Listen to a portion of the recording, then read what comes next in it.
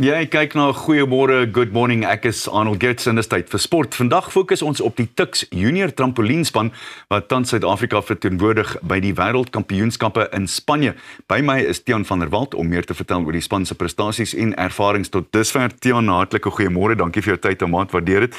Jy het vir ons 'n lang lys gestuur van alles waarmee jy betrokke is sedert 1991 wat trampolien aanbetref, maar wat het jou eers getrek na die sport? Was jy self 'n trampolien iemand wat trampolien gespring het? Ek het self trampolien gespring. Wat my getrek het is eintlik omdat ek weggestoot was. My sussie was deel van die ou Springbokspan vir artistiese gimnastiek. En my ma het gehelp met die afrigting en as die jongste moes ek myself besig gehou het. So ek het op die trampolien opgeëindig omdat ek weggejaag is van die meisies af. So dis maar waar dit begin het. En toe het ek 'n liefde vir die sport ontwikkel. En dit het heel duidelik baie goed uitgewerk, nie waar nie?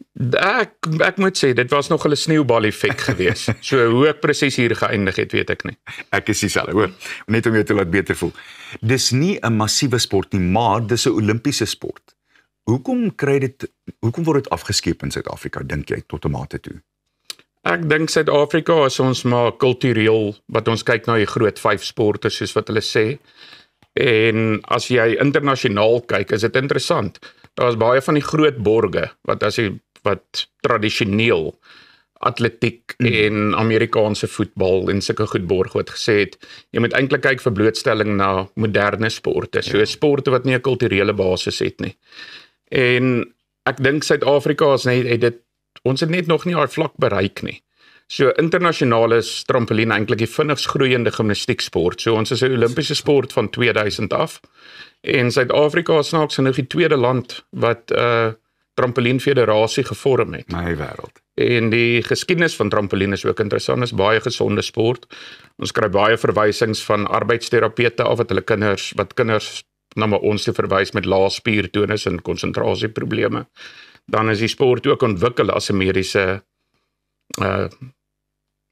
tool. Intervensie, ja. Ja, en kom van die ou vliegtuigskepe af om die vlieëniers fiks te hou en is nog steeds deel van NASA se fiksheidsprogram. Dis ongelooflik, mense besef dit nie altyd alles nie. Nee. Vertel vir my van die span in Spanje. Jy het vir my vroeër gesê, daar is nie seniors, want COVID het 'n einde daaraan gemaak, maar hoe gaan dit met die juniors in Spanje? Die juniors hulle het gister gearriveer.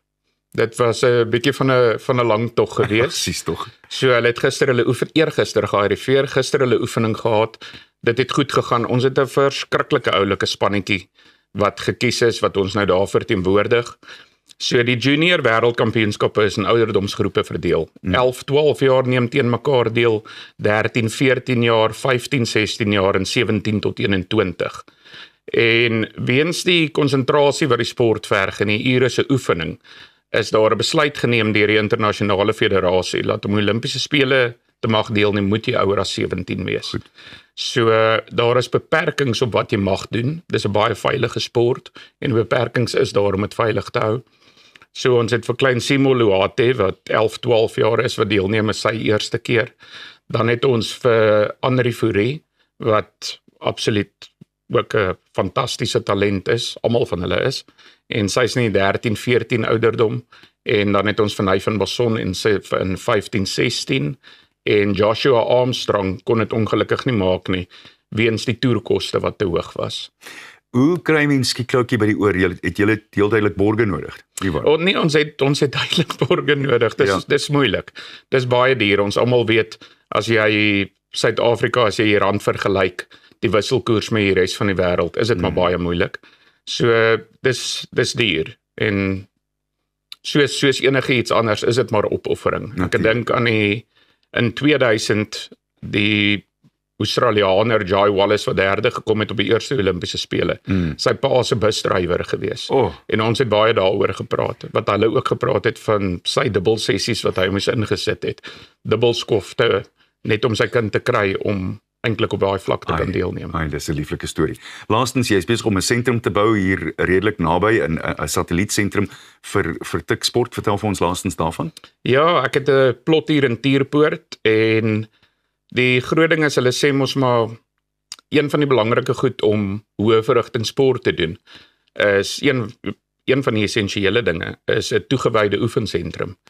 En daar is baie wat by Tuks gebeur. Ek is baie dankbaar vir Tuks Sport en ek is baie dankbaar vir die geleenthede wat die universiteit en die High Performance Center vir ons gee.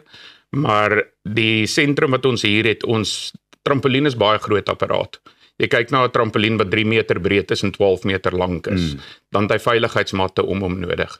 So die logistiek daar agter, net om die apparaat te kan bære, uitslaan en veilig hou is baie groot. So ja, as alles goed gaan, kort nog so 'n bietjie ondersteuning daar, maar dan kan ons in die ooste 'n sportsentrum vir gimnastiek hê. Uitstekend, Tiaan. Baie dankie vir jou tyd, waardeer dit regtig. Nou dis ongelukkig al wat ons tyd het wat trampolien aanbetref, maar ons spring nou dadelik in die volgende gesprek in met Pieter.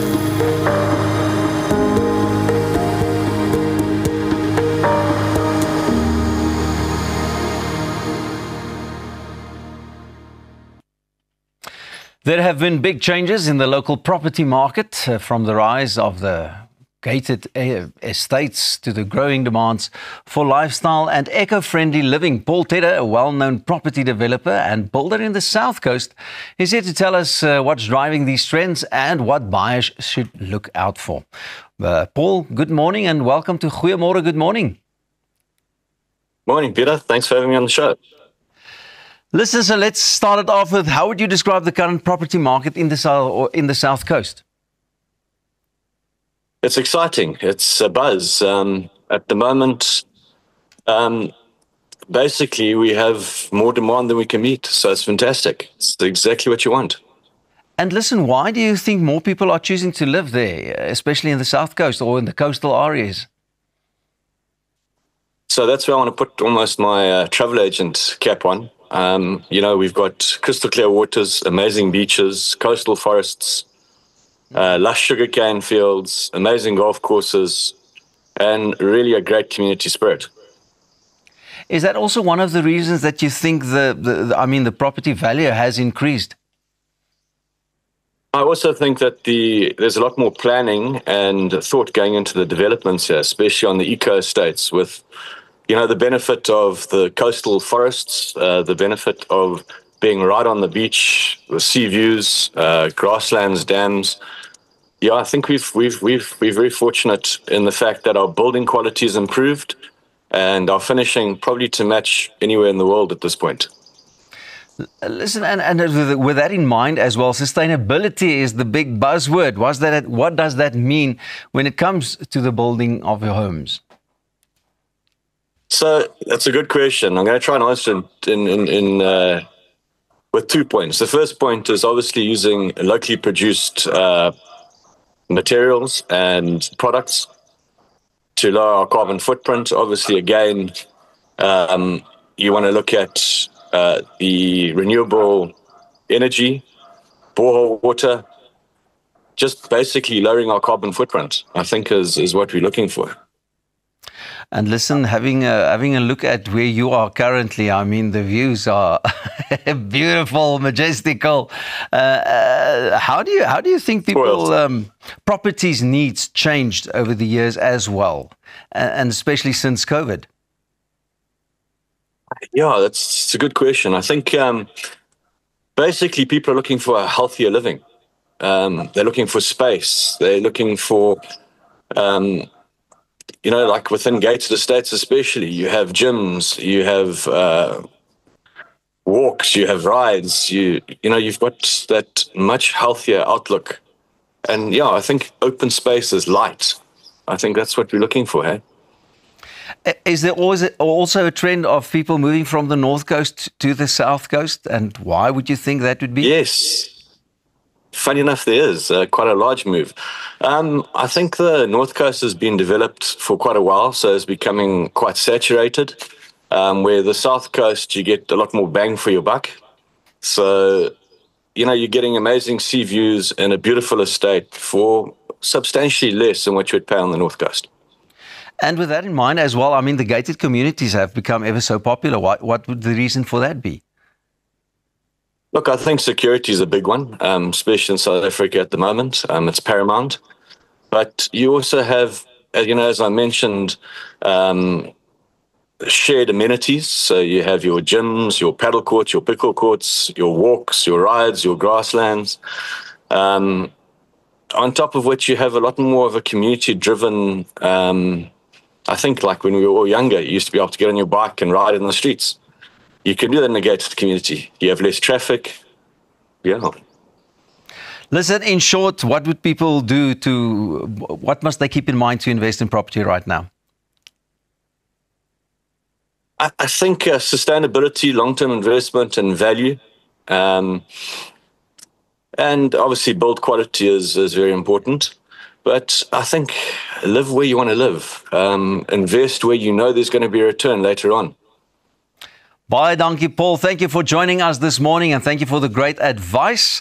En ja, eendag as ek groot is, dan sal jy my ook hopelik sien daar met 'n praghuisie iewers in die Suidkus. Moenie weggaan nie, bly ingeskakel.